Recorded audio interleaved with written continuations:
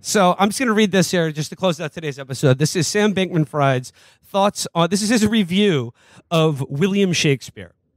So he writes, similarly, Shakespeare's non-comedies fix few of the flaws found in Much Ado About Nothing.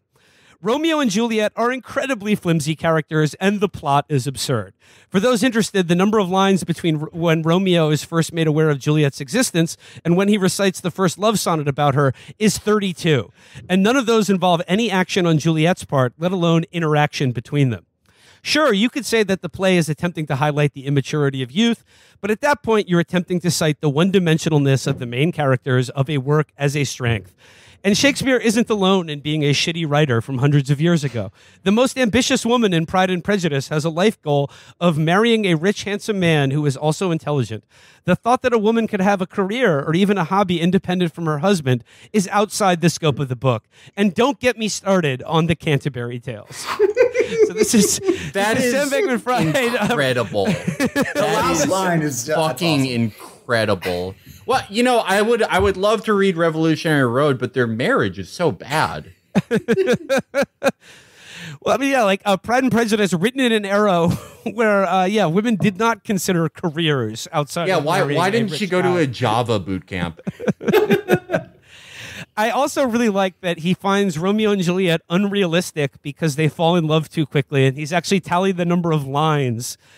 That there's only 32 lines before Leonardo DiCaprio is spitting a sonnet to Kate Claire Danes. Yeah, no, they didn't even fuck any of each other's friends in a disgusting penthouse orgy.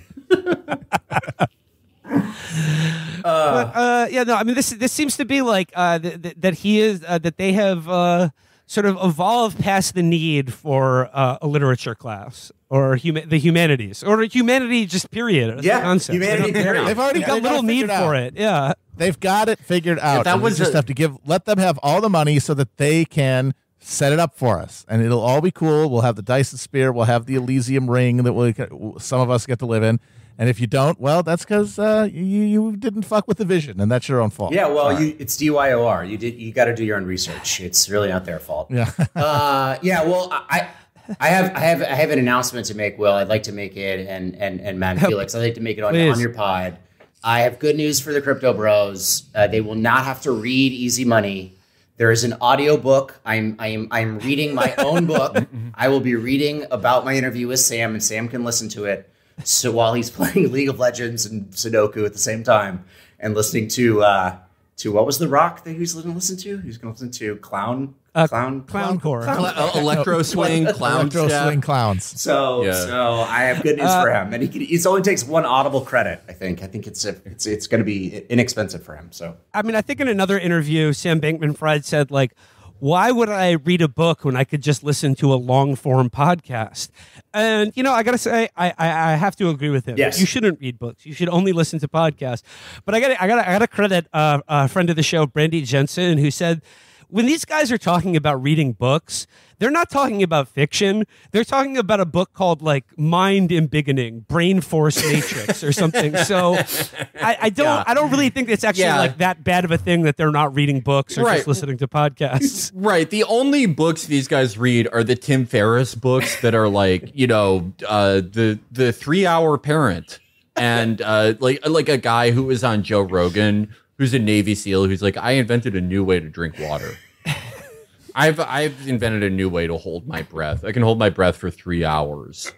But I mean, like, Ben, you talked about a number of red flags that should have been screaming at anyone with even a casual glance over at this corner of the world. Yeah. Like, for instance, the fact that they're headquartered in the Bahamas being one of them. Yep. But the fact that he is pedantically critiquing the plot holes in Romeo and Juliet as evidence for why William Shakespeare is a shitty writer. He's like, hey, you know, Juliet, that apothecary, the poison that she got, it's highly unlikely that there's any kind of poison that would make you look dead and then bring you back to life just in time. Just total. That was a bungle on William Shakespeare's part, inventing a poison that doesn't exist. Well, that it really says it all, though. I mean, like, crypto is sort of like, for what these guys claim it can be, it's vaporware, it's bullshit. That thing of the blockchain being able to record all human transaction and being able to do it instantly, that will not be the case, at least not for many, many years.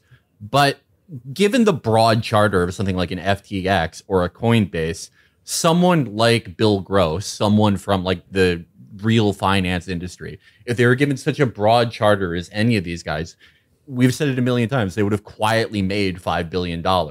If they are allowed to be the exchange, the brokerage, the mint, the securities broker, the everything. Yeah, I don't think that even for how bullshit these things are, there are enough use cases in like drug money and money laundering, and it's allowed to be real enough that someone like that could make real actual money doing this. The way that it falls apart is that the people running this are people who think that they have disproven the need for books or think that they have outsmarted Shakespeare. There are people who like look at the reality of what this thing is, where it's like, okay, they're allowing this thing to be real enough because there's enough speculation money to be made, and I can quietly make all this money. They look at that and they go, not enough. I'm smarter than anyone who has ever lived before me. I'm going to make $50 trillion because I'm going to put like when a child is born after this year, their life begins on the blockchain. I am going to record all human existence. I'm going to colonize the rings of Saturn. I'm going to invent a new type of Adderall that I'm doing right now. Yep. A lot of people have said that like the guys in crypto are the guys that failed out of TradFi. Like they were just like, you know, they're like Sam didn't fail out, but he was at Jane Street, but he was straight out of college. Like he was not some king of the world, right? He saw an arbitrage opportunity. It was called the kimchi premium. This is like 2017, I want to say. So the crypto market's even more dysfunctional than it is now. And like, yeah, he saw an arbitrage opportunity. And so he took it and he made some money.